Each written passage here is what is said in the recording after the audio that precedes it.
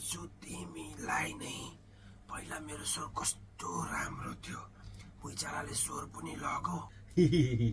मुगुदेखि बाबा मलाई फकाएर पढाउन ल्याए यहाँ बोर्डिङमा पढाउन त पढाए, बोर्डिङै पढायो होइन। जेलमा बसे भन्दा नि साला गाह्रो। त्यसले गुखा भन भने खानुपर्ने कप नगनाए जसरी। त्यो हाम्रो महादेव र पार्वतीलाई गणेशले घुमेको कथा छैन, त्यसरी त्यसलाई घुम्नु पर्ने बिहान बिहानै। अनि त घुमिस् त?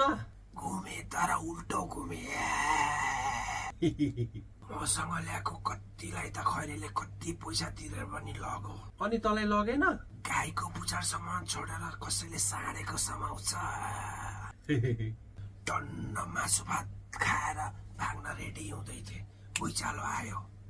साउ क्यान्डी क्रस खेलेर बसेको थियो, त्यसलाई पनि होस्टेलले खिचेर मारो। अनि साउको मोबाइल स्याट हातबाट तानेर सिधै आर्यघाटमा जिउँदै। कुन यही मोबाइल? यही मोबाइल। धन्न भुइँचालो आएर बाँचे।